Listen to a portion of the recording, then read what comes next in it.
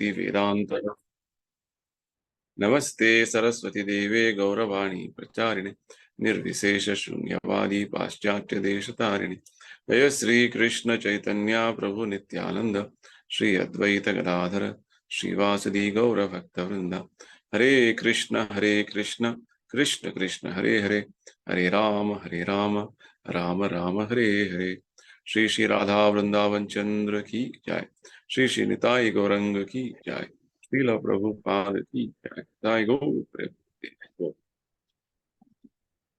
तो आज के श्रीमद् भगवत गीता के सत्संग कार्यक्रम में हम भगवत गीता के 6th चैप्टर से 6ठे अध्याय से अगले 4 श्लोकों का अध्ययन करेंगे। श्लोक संख्या 37, 38, 39, 40। तो अब तक भगवान ने अर्जुन को इस अध्याय में हठ योग, अष्टांग योग का वर्णन किया था। और अष्टांग योग का वर्णन सुनने के बाद अर्जुन ने अपना असमर्थता व्यक्त किया कि मैं इस योगाभ्यास का जो है आचरण नहीं कर पाऊंगा। अर्जुन ने कारण दिया क्योंकि मेरा जो मन है इतना विचलित है, चंचल है कि मैं इस अभ्यास को जो अष्टांग योग का अभ्यास को नहीं कर पाऊंगा। और विशेषकर अर्जुन का जो हालत था, परिस्थिति था 5000 साल पहले, वो वास्तव में बहुत अनुकूल था ये योग अभ्यास करने के लिए। फिर भी अर्जुन ने इस योग अभ्यास करने के लिए मना कर दिया। और अर्जुन विशेषकर मन का स्थिति का वर्णन करता है। मन चंचल है, मन बहुत जो है वो एजिटेटेड है, यानी कि प्रमाथी बोलता है, विचलित हो जाता है जल्दी, बहुत बलपूर्वक हमें एक विषय पर लेके चला जाता है और बहुत हट करता है एक विषय पर। तो इस कारण से मन को नियंत्रण करते हुए अष्टांग योग अभ्यास करना मुझे उतना संभव नहीं हो पाएगा भगवान।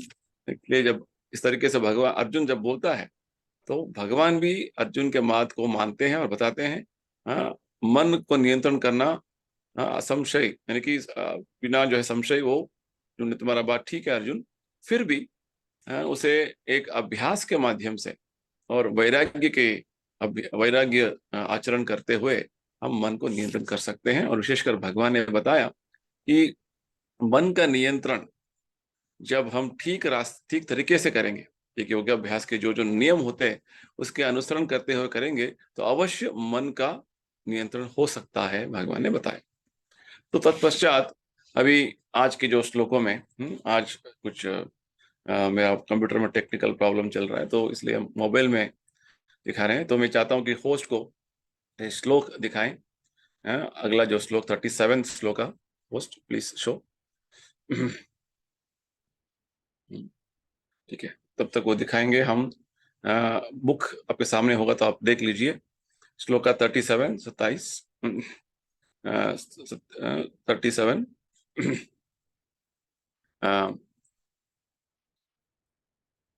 अर्जुन उवाच अयति अयति श्रद्धयोपेतो योगाक चलित मानसः अप्राप्य योगो संसिद्धिम काम गतिम कृष्ण गच्छति। तो अर्जुन एक प्रश्न पूछ रहे हैं भगवान से, फिर से बता रहे हैं भगवान, उस व्यक्ति का क्या गति है, क्या उसका अंतिम जो गति होगा, जो व्यक्ति वास्तव में योगाभ्यास तो शुरू कर लिया फिर भी उसने पूर्ण तरीके से उसे समाप्त नहीं किया। वो योगाभ्यास करने के लिए उसका बहुत रुचि था, उसका उत्साह था, उसने शुरू कर लिया, बाद में क्या हुआ, उसका मन थोड़ा विचलित हो गया और उसका जो है आचरण में बहुत सारा जो है बाधा आ गया और वो अपने योगाभ्यास में परिपूर्णता प्राप्त नहीं किया। उसका क्या स्थिति है, ये अर्जुन का प्रश्न था।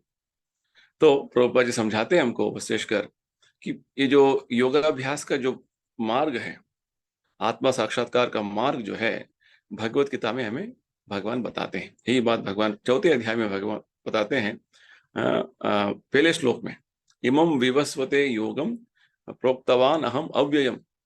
ये जो अव्यय ज्ञान भगवान हमें प्रदान करने वाले हैं, इसका योग का पद्धति जो है, योग यानी कि भगवान के साथ हमारा संबंध क्या है, ये ज्ञान भगवान देने वाले हैं। तो इस अभ्यास का जो वास्तव में ज्ञान भगवान देने वाले हैं, जो हमारा भगवान के साथ संबंध है, इसको आत्म साक्षात्कार बोलते हैं। तो आत्मा साक्षात्कार का वास्तव जो अर्थ गौरपाद जी में समझाते हैं, मूल तत्व यही है कि इसके माध्यम से मैं शरीर नहीं हूं, मैं आत्मा हूं, मैं भौतिक शरीर नहीं हूं, मैं आत्मा हूं, ये ज्ञान प्राप्त होता है। और मेरा वास्तव जीवन जो है इस भौतिक जीवन में नहीं है, मेरा वास्तव जीवन आध्यात्मिक नित्य जीवन में, शाश्वत जीवन में है, ये हमें ज्ञात होता है। यानी कि हमारा अस्तित्व इस भौतिक संसार का नहीं है, वास्तव में आध्यात्मिक है, क्योंकि हम वास्तव में आत्मा है। यही बात भगवान हमें शुरुआत से बताते आ रहे हैं। यानी कि हमारा जो अस्तित्व इस मन बुद्धि से अतीत है, ये बात, इसको बोलते हैं आत्म साक्षात्कार। यानी कि साक्षात्कार करना कि हम शरीर नहीं है, हम वास्तव में आत्मा है, तो इसको बोलते हैं आत्म साक्षात्कार। यानी कि आत्मा का एक अपना अस्तित्व जो है भगवान के संबंध के साथ है। ये जो ज्ञान जो है हमें समझना, इसको बोलते हैं आत्म साक्षात्कार।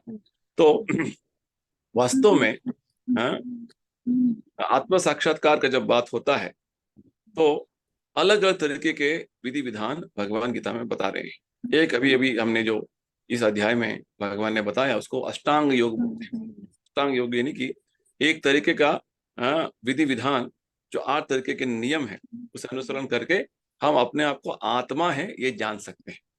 इसको अष्टांग योग बोलते हैं। इस तरीके से ज्ञान योग है, जिसके अभ्यास यानी कि ज्ञान का ठीक तरीके से अर्जन करते हुए समझना, साक्षात्कार करना कि हम आत्मा है, हम शरीर नहीं है। और कर्म योग यानी कि अपने कर्मों का पूरा फलों को भगवान को अर्पण करते हुए ये साक्षात्कार करना कि वास्तव में हम भगवान के नित्य सेवक हैं। इस तरीके से तो आत्म साक्षात्कार के जो अलग अलग विधि विधान भगवत गीता में भगवान समझाते हैं। और विशेषकर भगवत गीता में भगवान हमें भक्ति योग का आचरण का पूर्ण तरीके से हमें जो है उसका वर्णन देते हैं और बताते हैं कि वास्तव में हम इस भौतिक संसार के जो है जो जो जड़ वस्तु नहीं है। हमारा स्वरूप, जैसे चैतन्य महाप्रभु बताते हैं, जीवेर स्वरूप नित्य कृष्णदास, ये बात हमें समझना है। क्योंकि हमारा व्यवहार में भी हम देखेंगे तो हमारा जो व्यवहार में हम चाहते हैं कि हमेशा नित्यता हो, नित्य यानी कि शाश्वत तरीके का जो अनुभव हम चाहते हैं हमेशा, फिर भी ये भौतिक शरीर हमें वो नित्य अनुभव करने से हमें वंचित कर रहा है। सत्य चित्त आनंद, शाश्वत जीवन, ज्ञान भरा हुआ जीवन और आनंदमय जीवन हम चाहते हैं। परंतु इस भौतिक संसार में हमारा जो जीवन क्या हो रहा है, वो शाश्वत जीवन नहीं है। वो भौतिक शरीर के कारण हमारा जीवन अशाश्वत है। और साथ ही साथ हमारा जो अज्ञान से भरा हुआ वातावरण, हमें यहाँ तक कि पता नहीं कि क्या होने वाला है नेक्स्ट, हमारा जीवन आगे क्या होने वाला है हमें पता नहीं। और हमेशा जो है दुख भरा जीवन, ये हमारा अनुभव प्रस्तुत में है। तो आत्मा का वास्तव स्वरूप सच्चिदानंद है, और हम परम सच्चिदानंद, इसको परमात्मा बोलते हैं, उनके साथ हमारा वास्तव संबंध है। और इस संबंध को जागृत करने के लिए हमें योगाभ्यास करना है। इसी ज्ञान को चैतन्य महाप्रभु में समझाते हैं, ये संबंध ज्ञान, अभिधेय ज्ञान और प्रयोजन ज्ञान, यानी कि हमारा संबंध भगवान के साथ शाश्वत है, और उस संबंध को जागृत करने के लिए हमें योगा अभ्यास, जैसे भक्ति योग का अभ्यास करना है। और इसके माध्यम से हमें जो प्रयोजन क्या मिलेगा, हमारा वास्तव अस्तित्व जो है फिर से हम से इसमें जागरण कर सकेंगे और भगवत धाम जा सकते हैं। ये बात हमें बताते हैं। तो भगवान की पूरा गीता में यही बात समझाते आ रहे हैं कि हमारा वास्तव जो जीवन का उद्देश्य यही होना है कि हमें इस भौतिक संसार से निकल के, जन्म मृत्यु के चक्कर से निकाल के आध्यात्मिक लोक पहुंचना है। और यहाँ तक कि भगवत गीता में दूसरे अध्याय में भगवान समझाते हैं, इस प्रयत्न में, इस चेष्टा में हम थोड़ा बहुत भी आगे बढ़े तो हमारे लिए हमेशा वो लाभदायक रहेगा। स्वल्पमपि यस्य धर्मस्य रायते महतो भयात्। थोड़ा बहुत भी हम इस मार्ग में आगे बढ़ते जाएं तो हमारा आध्यात्मिक संपत्ति, आध्यात्मिक धन जो है हमेशा वो अ, हमारे पास रहेगा, वो कभी भी क्षीण नहीं होता है। आध्यात्मिक तरीके से कुछ भी हम आगे बढ़ेंगे तो हमेशा के लिए वो हमारा शाश्वत संपत्ति है, धन है। ये बात भगवान बताते हैं। तो अलग अलग योग पद्धतियों के साथ जब तुलना करेंगे, भगवान गीता में हमें समझाते हैं कि वास्तव में भक्ति योग सबसे श्रेष्ठ योग पद्धति है और सबसे जो है प्रैक्टिकल जो है कर सकते हैं इस कलयुग में। तो इस तरीके से भगवान हमें समझाते हैं भगवत गीता में कि भक्ति योग का आचरण कलयुग में बहुत सरल है। भगवान का पुण्य नाम जप करते करते हम भगवत धाम आराम से इसी जीवन में जीवन का जो है परिपूर्णता करके हम भगवत धाम जा सकते हैं। भगवान समझाते हैं। तो इस योग पद्धति का जो है विवरण जब सुनने के बाद लगता है कि हाँ, ये तो हम आचरण करेंगे, आचरण कर सकेंगे, कर लेंगे, शुरू कर देंगे, ऐसे हमें लगता है। फिर भी क्या होता है कि एक आदमी जब इस कोई भी योगा अभ्यास को जो है उन्होंने उसने शुरू कर लिया है और उस योगा अभ्यास को पूर्ण तरीके से उसे पालन नहीं किया, अनुष्ठान नहीं किया और बीच रास्ते में उसको उसने छोड़ दिया। जैसे कोई व्यक्ति, कोई जो है विद्यार्थी अपना स्कूल उसने कर लिया, कॉलेज जा रहा है, कॉलेज जो है बीच में छोड़ दिया तो उसका क्या होगा? तो बस कॉलेज बीच में छोड़ दिया तो कॉलेज का उसको डिग्री नहीं मिलेगा। आध्यात्मिक जीवन में ऐसा नहीं है। आध्यात्मिक जीवन में हमने कितना अपना जो है लेवल तक, स्तर तक हमने प्रगति किया हुआ है, वो हमेशा के लिए हमारा जीवन में है, वो परमानेंट जो है एक तरीके का धन है। तो इस भौतिक संसार में ऐसा है कि आध्यात्मिक जीवन हम आगे बढ़ने के लिए कोशिश करेंगे, फिर भी बहुत सारे जो है जो है ऑब्स्टेकल्स, विपदाएं आ सकते हैं। प्रभुपाद जी बताते हैं एक बात कि जैसे ही हम आध्यात्मिक मार्ग में आगे बढ़ने का कोशिश करेंगे तो माया अपना पूर्ण तरीके का जो प्रभाव हम पर डाल सकती है। एक बात प्रभुपाद जी बताते हैं कि जैसे ही हम आध्यात्मिक जीवन बहुत गंभीरता से आगे बढ़ने का कोशिश करेंगे तो माया के साथ हमने एक युद्ध का घोषणा कर दिया है, युद्ध जो है लड़ाई शुरू कर दिया हमने। क्योंकि भौतिक संसार में जब हम आ जाते हैं कृष्णा का सेवा भूलकर तो वास्तव में माया के पकड़ में आ गए हैं। कृष्णा भूलिया जीव भोग वांछ करे, निकटस्थ माया तारे जपटिया धरे। तो माया इस भौतिक संसार में हमें हमारा जो वास्तव ज्ञान को आच्छादित कर दिया है, कवर कर दिया है। वास्तव ज्ञान है क्या है? हम आत्मा है, हम आत्मा का जो स्वरूप भगवान का सेवा करते रहना, ये ज्ञान कवर हो गया है। जैसे कर्टन डालने पर हमें उस तरफ का जो चीज नहीं दिखता, इस तरीके से ये माया ने एक कर्टन डाल दी, इसको बोलते हैं आवरणात्मक शक्ति। तो आवरणात्मक शक्ति का प्रभाव से माया हमारा वास्तव ज्ञान को ढक दिया है। और दूसरा है, जब भी हम कुछ कोशिश करते हैं आध्यात्मिक जीवन में आगे बढ़ने के लिए कि हम इस आवरण को निकालना चाहते हैं, तो माया हमारे पैर और हाथ को खींचती है पीछे और बोलती है क्या करना है, आराम से रहो ना, खुशी से रहो ना इधर। माया ऐसे क्यों कर रही है? से प्रभुपाद जी उदाहरण देते हैं, ये माया का एक तरीके का थैंकलेस जॉब। यानी कि देखिए, पुलिस जो है हमेशा सबका जो है सेफ्टी सिक्योरिटी देखते हैं, तो उनका एक थैंकलेस जॉब है। उसी तरीके से माया भी जो है वास्तव में चाहती है कि हम अपने आचरण में, अपने विचार में, अपने सभी कार्यों में शुद्ध हो जाएं। ये माया का इच्छा है। क्योंकि हम अशुद्ध तरीके से हम बहुत सारे भौतिक इच्छाएं रखते हुए भगवान का जो सेवा करेंगे तो वो शुद्ध भक्ति नहीं कहलाता है। माया चाहती है कि हम शुद्ध भक्ति करें। इस तरीके, इसलिए जब तक हमारा जो है दृढ़ता, निश्चयता ठीक तरीके से नहीं है, तब तक हमें जो है लगेगा कि क्या करना है भक्ति। अभी कुछ दिन के लिए हरे कृष्णा जप कर लिया, बाद में इंटरेस्ट नहीं है। तो इंटरेस्ट हमें लेना है, हमें फिर से भक्तों का संग करके हमें इंटरेस्ट बढ़ाते रहना है। ये इंपॉर्टेंट। जैसे हम हर हफ्ते में ये सत्संग कार्यक्रम कर रहे हैं, क्यों कर रहे हैं? ताकि हमारा भक्ति में, योगाभ्यास में हमारा इंटरेस्ट बने रहे।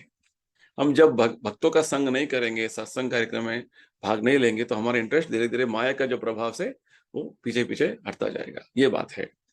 तो हमेशा जो है हमारा कोशिश होना है कि सत्संग में रहना।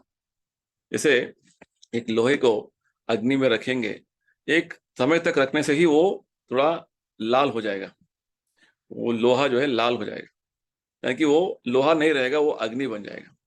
ठीक उसी प्रकार जब तक हम भक्तों के संग में रहेंगे और भक्ति आचरण करते रहेंगे, तब तक हम जो है माया का चक्कर हम पर नहीं रहेगा। ये बात भगवान भी आगे अगले अगले अध्याय में बताते हैं कि दैवी एष गुणमयी मम माया दुरत्य।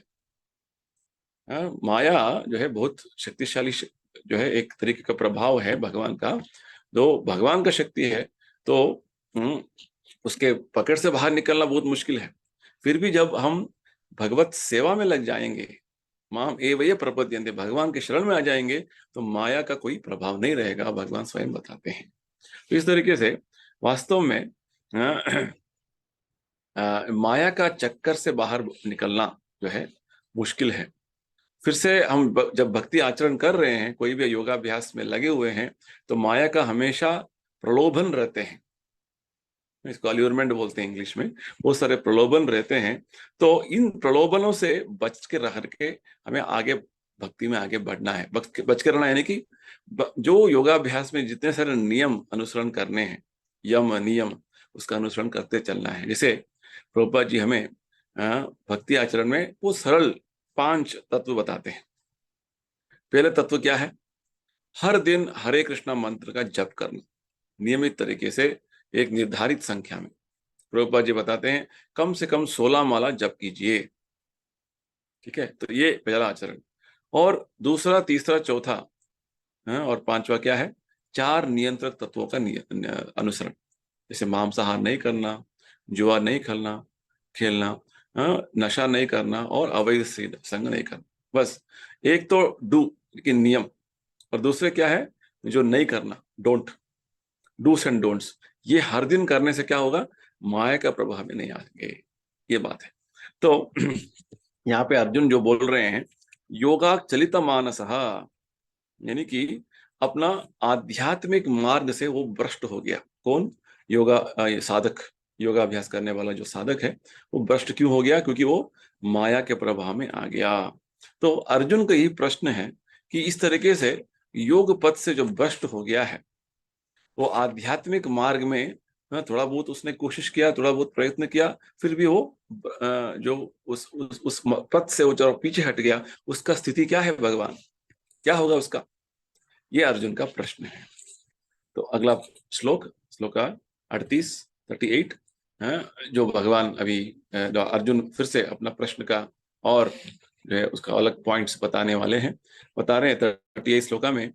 कच्छिन नो भय विभ्रष्टस चिन्नाभरम इव नश्यति अप्रतिष्ठो महाबाहो विमूढ़ो ब्रह्मणापति। तो अभी अर्जुन अपने प्रश्न का एक और जो है अगला पॉइंट बता रहे हैं। भगवान, ये जो व्यक्ति योग के मार्ग में जो भ्रष्ट हो गया, उसका जो है हालत क्या होगा भगवान? वो तो ऐसे होगा कि ये एक, यहाँ पे अर्जुन उदाहरण दे रहे हैं चिन्नाभरम, यानी कि एक जो बारिश आने वाला जो एक बादल होता है, वो पूरा छिद्र छिद्र हो जाता है, तो क्या होता है? बारिश नहीं आएगा। तो ऐसे ही तो उसका जो हालत, भगवान जो योग पद्धति के मार्ग में भ्रष्ट हो गया, उसका हालत कहाँ का नहीं रहेगा? यहाँ पे भौतिक जीवन में उसने अपना जीवन आधा अधूरा छोड़ दिया, और यहाँ पे आध्यात्मिक जीवन उसने शुरू किया, वहां पे भी आधा अधूरा हो गया। तो क्या होगा उसका? जैसे एक एक बादल छिद्र छिद्र हो जाता है, तो उसका कोई अस्तित्व नहीं है। इस तरीके से हो जाएगा भगवान। इस तरीके से अर्जुन प्रश्न पूछ रहा है भगवान को। तो प्रभुपाद जी समझाते हैं, 2 तरीके के जो प्रगति लोग देखते हैं। एक है भौतिक तरीके का प्रगति, जहां पे आध्यात्मिक जीवन का कोई रुचि नहीं है, कोई आसक्ति नहीं है। तो उनको हमेशा भौतिक तरीके का जो प्रगति ज्यादा दिखता है, जैसे ज्यादा पैसा कमाना। हाँ? और पैसा ज्यादा ज्यादा कमाने से क्या होगा, हमारा काम, अर्थ, काम। काम यानी कि बहुत सारे इच्छाएं रखना। हाँ, भौतिक जीवन में आनंद लेने के लिए।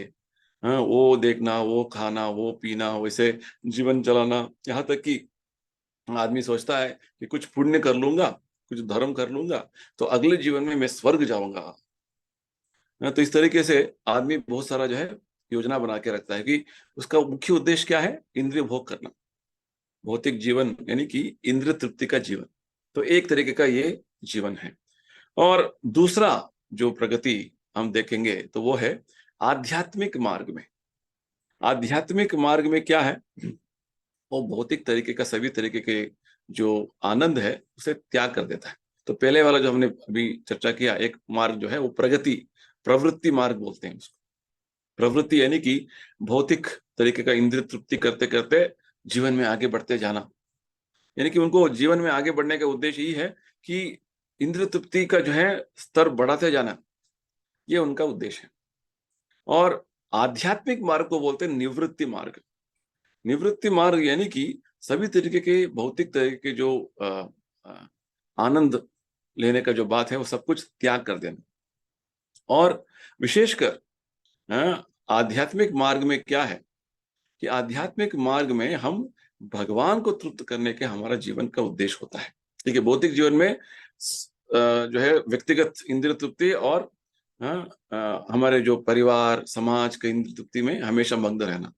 और आध्यात्मिक जीवन में केवल भगवान के इंद्रिय तृप्ति में हमेशा रुचि लेना। इसको बोलते हैं ऋषिकेण ऋषिकेश सेवनम भक्तिर उच्यते। तो जैसे ही कोई आध्यात्मिक मार्ग में अ, आगे बढ़ने का उसका चेष्टा रहेगा, और कोई कुछ कारणवश जो है वो आध्यात्मिक मार्ग में आगे नहीं बढ़ पाया, तो वो भौतिक आनंद से भी वंचित हो गया, और यहाँ पे आध्यात्मिक जीवन में भी ठीक से उसको सफलता प्राप्त नहीं हुआ। तो अर्जुन का यहाँ जो प्रश्न यही है कि ये जो बादल है कभी कभी कितना बिखर जाता है कि वो लगता है कि कुछ इससे कोई फायदा नहीं है। हम्म, और कभी कभी ये छोटे छोटे बादल बहुत सारे मिलके एक बड़ा बादल हो जाता है। बड़ा बादल होने से क्या होगा, वो जो है एक बड़ा बादल से बारिश हो सकता है, और उससे बहुत सारा एडवांटेज है, बहुत सारा उसका प्रयोजन है। और जैसे ही एक बड़ा बादल, बहुत बड़ा जोर जोर हवा आकर जो है वो बिखर गया, तो उससे कोई लाभ नहीं है।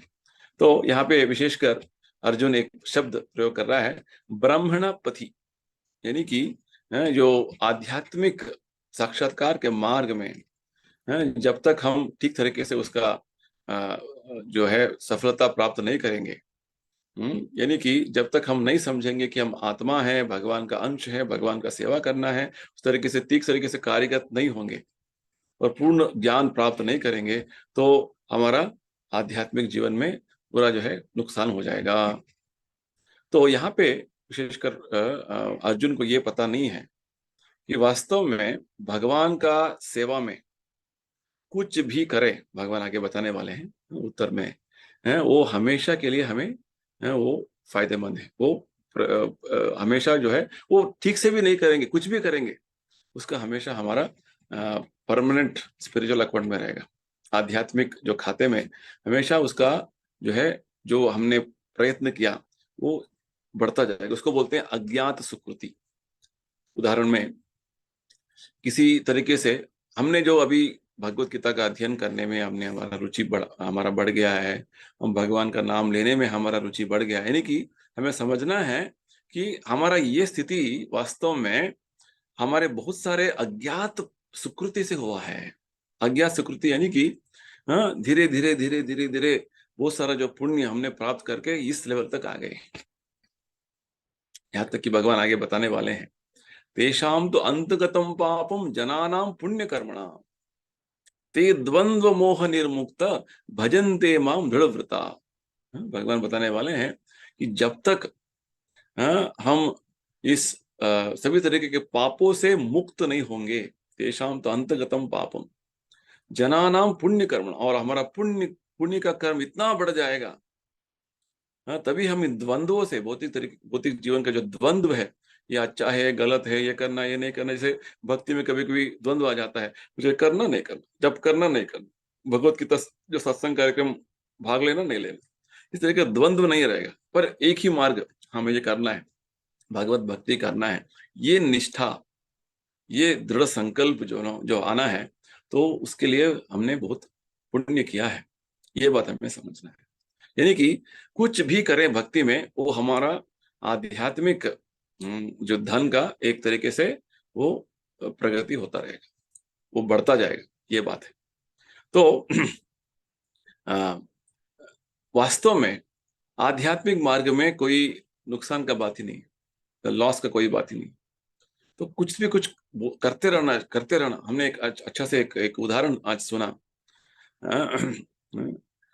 जैसे आपको एक ऐसे कमरे में डाल दिया गया है जहाँ पे बहुत सारे धन है, सोने के सिक्के हैं, और आपको बताया जाता है कि आप है ना एक एक करके एक एक सिक्का लेके आपको डालते जाइए, आप कितना डालना है डालिए, परंतु आपको हर समय एक एक गिन गिन के एक एक सिक्का डालना है।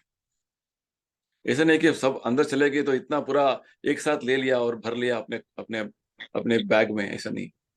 तो ठीक उसी प्रकार हरे कृष्ण मंत्र का जो धन है, भगवान हमें हमेशा प्रदान कर रहे हैं। हम एक एक मंत्र का ठीक तरीके से उच्चारण करते हैं, उसे श्रवण करेंगे तो हमारा एक आध्यात्मिक धन बढ़ गया। तो कितना धन हमें लेना है हमारा हाथ में है, कितना धन बढ़ाना है हमारा हाथ में है। 24 घंटों में आप कितना जप कर सकते हैं, आप आप जो है निर्णय लीजिए। हाँ, सबके पास 24 घंटा है ना।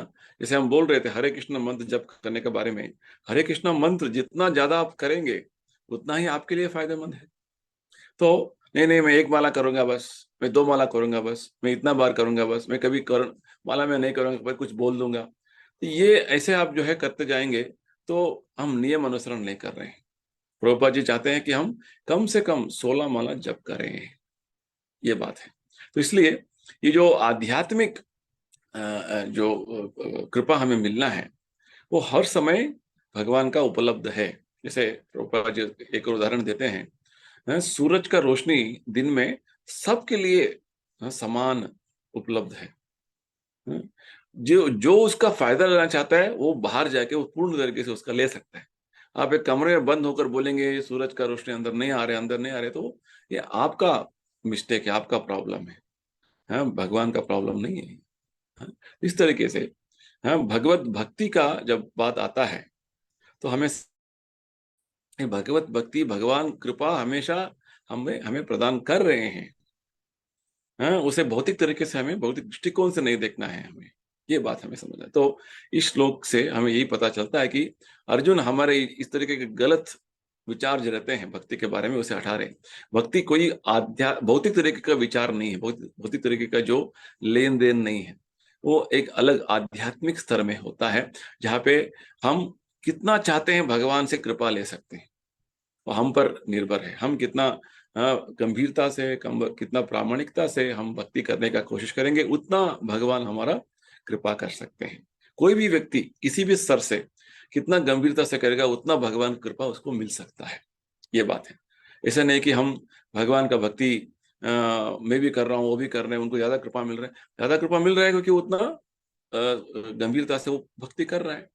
आपको भगवान कृपा नहीं हो रहा है, समझना है हमें दूसरे भक्त को देकर हमारा जो है ईर्ष्या नहीं होना है, बल्कि उनको देखकर हमारा हमें हमें प्रोत्साहन लेना है। हाँ, इतना अच्छा भक्ति कर रहे हैं, उनका जो है थोड़ा मार्ग में हम भी चलेंगे, हम भी उसका जो है थोड़ा प्रोत्साहन लेंगे उससे। इस तरीके से हमें समझना है। तो जो भी भगवत सेवा में जितना भी हम सेवा कर सके, पूरा 24 घंटों में, जैसे आचार्य बताते हैं, रूप गोस्वामी बताते हैं, अव्यर्थ कालत्व, एक एक क्षण भी कितना हम भगवत भगवत सेवा में पूर्ण तरीके से मग्न होने का कोशिश करें, उतना ही हमारे लिए फायदेमंद रहेगा। ये बात हमें समझना है। तो अर्जुन का ये जो प्रश्न विशेषकर साधारण व्यक्ति का एक तरीके का विचार जो भौतिक तरीके से देखता है, भौतिक कार्य को देखता है। जैसे हमने बिजनेस शुरू कर दिया, बीच में बंद हो गया, बस सब नुकसान, इतना सारा पैसा जो चला गया वेस्ट हो गया, ऐसा नहीं है। ठीक है, भक्ति मार्ग में, जो आध्यात्मिक मार्ग में कुछ भी आपने प्रयत्न किया, वो हमेशा के लिए आपका वो परमानेंट असेट हो जाएगा। ठीक है, तो नेक्स्ट श्लोका देखेंगे, 39वां श्लोक, 39th श्लोका। एतन में संशयम कृष्ण चेतुम अर्हस अशेषतः त्वद अन्यः संशयास्यस्य चेत नहीं उपपद्यते। तो अर्जुन बोल रहा है, भगवान ये मेरा संशय है, एतन में संशयम कृष्ण। तो भगवान आप कृपा करके मुझे इस संशय को पूर्ण तरीके से इसका समाधान दीजिए। आप ही एक जो व्यक्ति है इस संशय को नष्ट कर सकेंगे और मुझे पूर्ण तरीके से मुझे समाधान दे सकते हैं भगवान। क्योंकि अर्जुन ने शुरुआत से ही भगवान के शरण में आ गया। जैसे अर्जुन भगवान को गुरु मानकर अपने आप को शिष्य के रूप में समर्पण कर लिया है। शिष्यस्तेहम शाधिमाम त्वाम प्रपन्नम। तो शिष्य के रूप में भगवान ने पूर्ण तरीके से अर्जुन का शरण क्यों लिया? क्योंकि अर्जुन को पता है कि भगवान का स्थिति जो है वो पूर्ण ज्ञानी है। वो उनको भूत वर्तमान भविष्य सब कुछ पता है, सब कुछ ज्ञात भगवान को है। तो इसलिए भगवान का आश्रय अर्जुन ने ले लिया है, क्योंकि अर्जुन को पता था कि वो एक छोटा सा आत्मा है, वो उसका ज्ञान अल्प है और उसे क्या गलत है क्या सही है पता नहीं है। यही बात अर्जुन बोल रहे थे, कार्पण्य दोषो भगत स्वभाव। तो ये हमारा हालत है, सब जीवात्मा का हालत है कि हमारा ज्ञान पूर्ण नहीं है, अपूर्ण है। तो भगवान का आश्रय लेने से ही हमें सब कुछ ज्ञात हो जाएगा। बाद में भगवान बताते हैं गीता में, वेदाहम समतीतानि वर्तमानानि च अर्जुन। अर्जुन, मुझे भूत भविष्य वर्तमान सब कुछ ज्ञान है, ज्ञात है मुझे। तो वास्तव में भगवान ने ये बात शुरुआत में बता दिया है अर्जुन को। अर्जुन, भूतकाल में हम सब जीवात्मा थे, एक व्यक्तिगत जीवात्मा थे, वर्तमान में हम व्यक्तिगत जीवात्मा हैं और भविष्य में भी हम व्यक्तिगत जीवात्मा बने रहेंगे। ऐसा नहीं कि बस हमारा अस्तित्व ये शरीर छोड़ने पर नष्ट हो जाएगा, ऐसा बात नहीं है। तो इस तरीके से भगवान संपूर्ण ज्ञान भगवत गीता के प्रारंभ से अर्जुन को दे रहे हैं। तो वास्तव में यहाँ पे अर्जुन का जो प्रश्न था इन तीन श्लोकों से, ये जो योग पथ पे, योग मार्ग में जो एक योगी उसने अपना अभ्यास शुरू कर दिया, किसी कारणवश वो भ्रष्ट हो गया, वो मार्ग से जो है वो हट गया, तो उसका क्या गति होगा, उसका क्या जो है उसका डेस्टिनेशन क्या होगा। ये बात, ये जो विचार अर्जुन का, एक प्रश्न अर्जुन का है। तो भगवान जो है इसका समाधान दे सकते हैं, क्योंकि भगवान के पास सभी ज्ञान उपलब्ध है। ये बात हमें समझना है, क्योंकि स्वयं भगवान ने ब्रह्मा जी को, भागवत में बताते हैं, स्वयं भगवान ने ब्रह्मा जी को मन से, हृदय से ज्ञान प्रदान किया था। तेने हृदय आदि कवये मुह्यन्ति यत् सूरयः। तो ये बात हमें हमेशा समझना है, भगवान यानी कि सब कुछ ज्ञात उनको है, और वो अंतर्यामी यानी कि परमात्मा बनकर हमारे सभी तरीके के जो विचार है भगवान को पता है। हमारा गत काल में जितने सारे जो हमने जन्म ले लिया है, वो सभी तरीके के जो इच्छाएं विचार सब कुछ भगवान को पता है। सबसे ज्यादा है भगवान, भगवान ही जानते हैं, क्षेत्रज्ञ बनकर वो सब कुछ जानते हैं। तो भगवान का ज्ञान किसी के साथ हम तुलना नहीं कर सकते, समानता नहीं कर सकते हैं। तो इसलिए भगवान का जो मत है, भगवान का जो उनका ज्ञान जो है वो लास्ट एंड फाइनल होता है।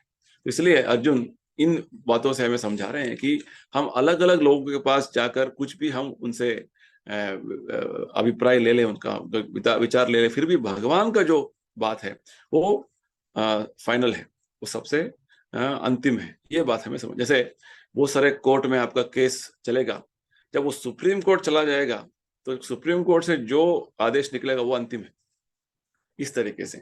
तो भक्त को पता है कि सभी तरीके के जो लोग हैं भगवान से, भगवान के अधीन में है। और भगवान का जो बातें हैं, वाणी है, वो सबसे श्रेष्ठ है और सबसे अंतिम है। मत्तः परतरम ना अन्यत्, भगवान बोलते हैं आगे 7वें अध्याय में। भगवान से ऊपर कोई नहीं है, भगवान का समान कोई नहीं, क्योंकि भगवान का स्थान ये है। इसलिए अर्जुन भगवान से प्रार्थना कर रहा है, भगवान मुझे मेरा संशय का समाधान दीजिए, केवल आप ही मेरा संशय का समाधान दे सकते हैं। जब भगवत गीता का अध्ययन कर रहे हैं तो ये विचार हमेशा हमारा मन में रहना है कि भगवान की जो बातें हैं, इनका बातें अंतिम है, इसके ऊपर कुछ नहीं है। वेदों में एक वाक्य है, यस्मिन् विज्ञातम सर्ववेदम विज्ञातम भवति। जब हम भगवान कृष्ण के बारे में जान लेते हैं, भगवान कृष्ण का विचार गीता में जो है समझ लेते हैं, तो उससे ऊपर कुछ नहीं है। ये अंत है, अंतिम है, लास्ट, फाइनल, ये बात हमें समझनी है। तो इसलिए अर्जुन ये प्रश्न भगवान से पूछ रहे हैं कि जो योग मार्ग में जो भ्रष्ट हो गया है योगी, उसका अंतिम गति क्या है, उसका लक्ष्य, उसका जो है आगे क्या होने वाला है भविष्य में, ये बात पूछ रहे हैं। तो भगवान उत्तर देते हैं, श्री भगवान वाच। हमेशा कृष्ण को यहाँ पे भगवान क्यों बोल रहे हैं? भगवान यानी कि षडैश्वर्य पूर्ण, 6 तरीके के ऐश्वर्यों से संपूर्ण। वेद व्यास के जो पिता हैं पराशर मुनि, भगवान शब्द का परिभाषा देते हैं, बताते हैं, ऐश्वर्यस्य समग्रस्य वीर्यस्य यशस्श्रिय ज्ञान वैराग्योश्चैव शन्नम भग इतिंगण। सभी ऐश्वर्यों से संपूर्ण, और ऐश्वर्य समग्र से वीर्य, सभी तरह की शक्तियों से संपूर्ण, ऐश्वर्य समग्र से वीर्य से यशस, सभी तरीके के यश से संपूर्ण, श्री, सभी तरीके के जो सौंदर्य से संपूर्ण, सभी तरीके के ज्ञान से संपूर्ण, और सभी तरीके के वैराग्य से संपूर्ण, ये भगवान है। ये 6 तरीके के विभूति जो है संपूर्ण तरीके से जो जिसके पास होता है, ऐश्वर्य, यश, वीर्य, वीर्यता, ज्ञान, सौंदर्य और वैराग्य, जो जिसके पास संपूर्ण तरीके से है, वो भगवान है। ये भौतिक लोगों में कुछ कुछ ये विभूति छोटे प्रमाण में होते फिर भी आकर्षित हो जाते हैं। जैसे कोई सुंदर व्यक्ति है, एक फिल्म हीरो हीरोइन है, लोग आकर्षित हो जाते हैं। कोई व्यक्ति अमीर आदमी है तो आकर्षित हो जाते हैं। कोई व्यक्ति बहुत ज्ञानी है, आकर्षित हो जाते हैं। थोड़ा बहुत विभूति कोई व्यक्ति में दिखता है तो लोग आकर्षित हो जाते हैं। ये भगवान कृष्ण जो है, उनमें सभी तरीके की जो 6 विभूतियां संपूर्ण तरीके से है। कितने आकर्षित होंगे भगवान, ये बात हमें समझना है। तो भगवान बोल रहे हैं, पार्थ नैवेह नामुत्र विनाशस्तस्य विद्यते नहीं कल्याण कृत कश्चिद दुर्गतिम तात गच्छति। तो भगवान बोल रहे हैं, वो पार्थ, पार्थ यानी कि प्रथा पुत्र, कुंती पुत्र, ये जो आध्यात्मिक मार्ग में जो साधक अपने आप को एक मार्ग में उसने प्रयत्नशील रहा है, वो हमेशा जो है वो कल्याण मार्ग में है। कल्याणकृत यानी कि उसका जो उसने मार्ग जो अपनाया है, वो हमेशा उसके उसे जो है श्रेय मार्ग उसने अपनाया हुआ है। और इसलिए वो न केवल इस संसार में, इस जीवन में उसका विनाश होगा, वो हमेशा के लिए उसका जो आध्यात्मिक धन उसने प्राप्त किया वो शाश्वत है। और कभी भी जो है भगवान बोलते हैं, दुर्गतिम तात गच्छति, वो कभी भी अवनति नहीं होगा, कभी भी जो है नीचे नहीं गिरेगा, हमेशा वो जो है आध्यात्मिक मार्ग में आगे बढ़ता जाएगा। बहुत अच्छा बात भगवान बोल रहे हैं। तो भागवत में नारद मुनि व्यास देव को जब उनको शिक्षा दे रहे थे तो एक बात बताते हैं, त्यक्त्वा स्वधर्मम चरणाम्बुजम हरेर भजन पक्वो अथ पतेत ततो यदि यत्र क्वा वा भद्रम अभूत अमुष्य किम को वार्थापो अभजताम स्वधर्मतः। ये बहुत अच्छा बात जो है प्रभुपाद जी बार बार इस श्लोक का उल्लेख कर रहे हैं अपने भगवत गीता के जो है व्याख्या में, अपने प्रवचनों में। ये श्लोक में नारद मुनि बता रहे हैं कि कोई व्यक्ति अपने सभी तरीके के दूसरे कर्तव्यों जो हम सोचते हैं कि परिवार का जो देखभाल करना है, मुझे वो कर्तव्य है, ये कर्तव्य है, वो सभी तरीके के भौतिक कर्तव्यों को त्याग करके भगवान के चरण में आ गया, भगवान के शरण में आ गया, भगवान का जो पाद पद्म का आश्रय ले लिया है और कारणवश अपक्व होकर, यानी कि पूर्ण तरीके से भगवत भक्ति न करके वो पीछे हट गया, फिर भी उसे कुछ नुकसान नहीं है। और दूसरा व्यक्ति जो अपने भौतिक कर्तव्यों को बहुत निष्ठा से, श्रद्धा से करते जा रहा है और वो भगवत भक्ति नहीं कर रहा है, हाँ, उसका कोई फायदा ही नहीं है। तो दो तरीके के व्यक्तियों का इधर, हाँ, नारद मुनि तुलना कर रहे हैं। पहला व्यक्ति जो किसी तरीके से भक्ति अपना लिया और कुछ कारणवश भक्ति से पीछे हट गया, तो उससे कुछ नुकसान नहीं है। और जो व्यक्ति पूरा निष्ठा से भौतिक तरीके का कर्तव्य में मग्न है, फिर भी वो भक्ति अपनाता नहीं है, तो उससे कोई फायदा नहीं है, ये बात बताते हैं। तो वास्तव में नारद मुनि का बोलने का यही बात है कि भौतिक तरीके से कार्य जो कुछ भी करेंगे, वो अंत में उसका जो फल क्या है, शून्य, कोई फायदा नहीं है।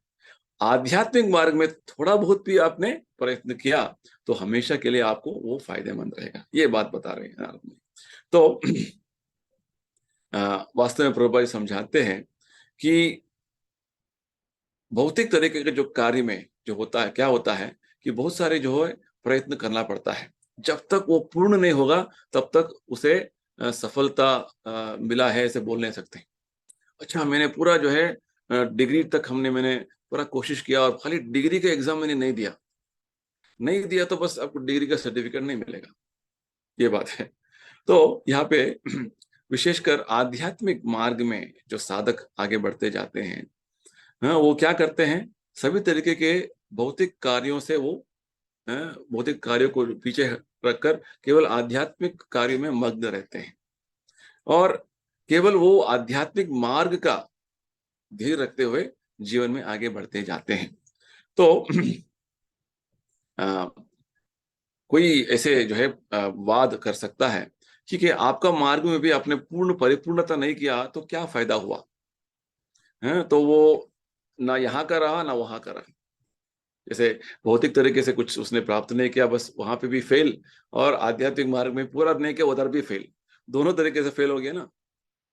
तो आध्यात्मिक मार्ग में जैसे हमने अभी अभी उसका बारे में चर्चा कर रहे थे, कभी भी उसमें फेल्यूर नहीं है, नुकसान नहीं है।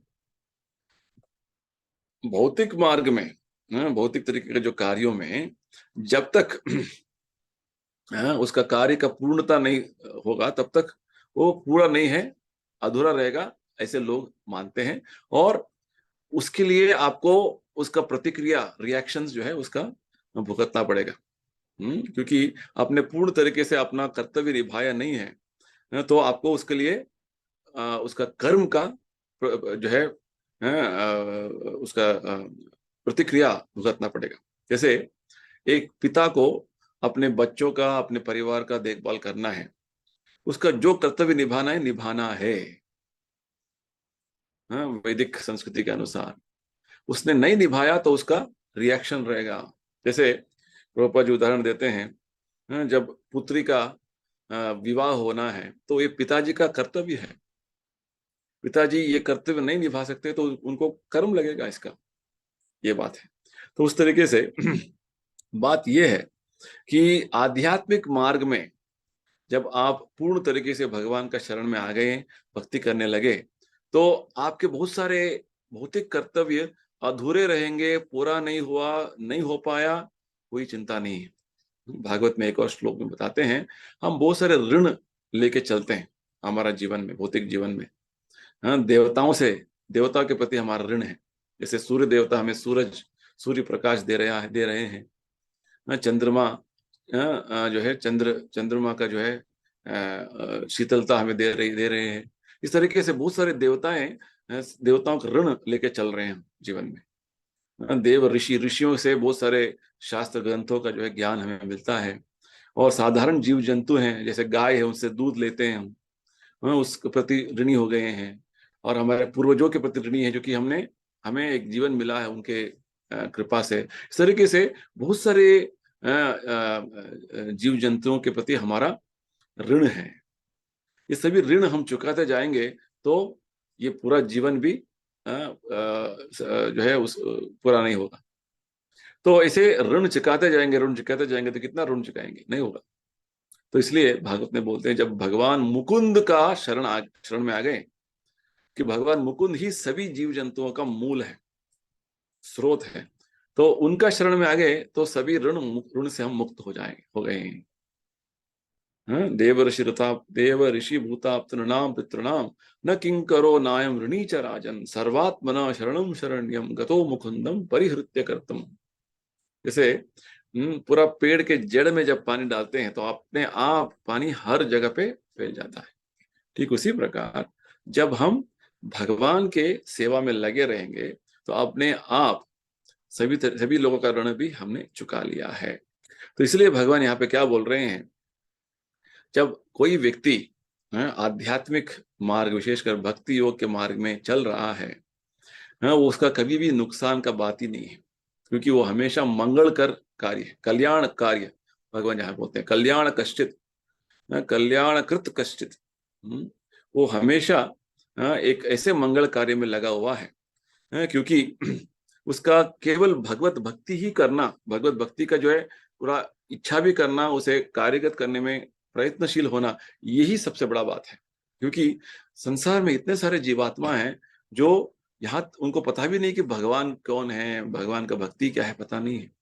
तो भगवत भक्ति के स्तर पर आ गया, यानी कि वो बहुत सारा उसका प्रगति हो गया है, ये बात है भगवान बताते हैं। तो भगवान आगे बताने वाले हैं कि जब इस स्तर तक आ गया, तो जो कुछ इस पद्धति इस मार्ग में वो करता जाएगा तो उसके लिए हमेशा वो उसका जो प्रगति में वो आगे बढ़ता जाएगा, कभी पीछे नहीं हटेगा।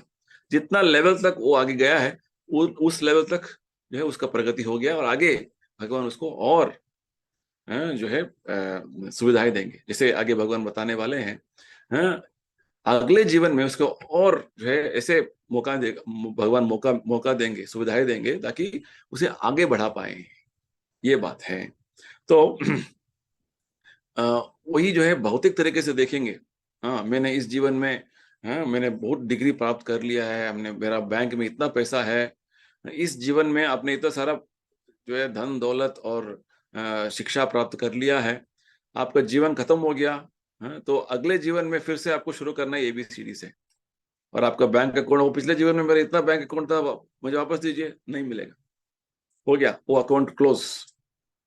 हाँ, फिर से आपको नया अकाउंट खोलना पड़ेगा। आध्यात्मिक जीवन में ऐसा नहीं है। तो बेसिकली भगवान हमें समझाना चाहते हैं कि आध्यात्मिक मार्ग में कोई नुकसान नष्ट होने का बात ही नहीं है, हमेशा वो मंगल कर जो है जीवन है, कुछ भी करें तो हमेशा मंगल कर जीवन है। भागवत में एक अच्छा बात बताते हैं सुखदेव गोस्वामी, तस्मा संकीर्तनम विष्णोर जगन मंगलम अमहसाम महत। सुखदेव गोस्वामी बताते हैं, हाँ ये जो भगवान का संकीर्तन जो है, भगवान का कीर्तन करना, भगवान का गुणगान करने का जब बात है विष्णु का, वो अमहसा महत, सबसे बड़े बड़े जो पाप कार्य है उसको भी है, उससे भी हम मुक्त हो जाएंगे। तो सुखदेव गोस्वामी परीक्षित महाराज को बताते हैं हमें यही करना है और कुछ नहीं करना है, क्योंकि ये सबसे बड़ा मंगल कार्य है। जगन मंगलम, सबसे कल्याण कार्य यही है। हमारा जीवन में केवल हम भगवान का नाम जप करेंगे, संकीर्तन करते जाएंगे, हमारा जीवन हमेशा मंगलमय रहेगा, ये बात है। तो इसलिए भगवान हमें ऐसा समझा रहे हैं विशेषकर कि जब तक हमारा आध्यात्मिक जीवन हमने शुरू नहीं किया, और आध्यात्मिक जीवन कलयुग में शुरू करना बहुत आसान है, केवल भगवान का नाम जप करना है, भगवान का नाम गुणगान करना है, बस हमने शुरू कर दिया तो बस हमारा जो आध्यात्मिक मार्ग का जो जीवन बहुत मंगल जो है हमने शुरू कर दिया है, मंगलमय जो है हमारा जीवन हो गया है, शुरू हो गया। इसलिए प्रभुपाद जी हमेशा बोलते हैं कि कृष्ण भक्ति जो है, भगवान नाम का जो जप करना, सबसे बड़ा जो है वो कल्याणकारी है, वेलफेयर वर्क बोलते हैं, हाईएस्ट वेलफेयर वर्क।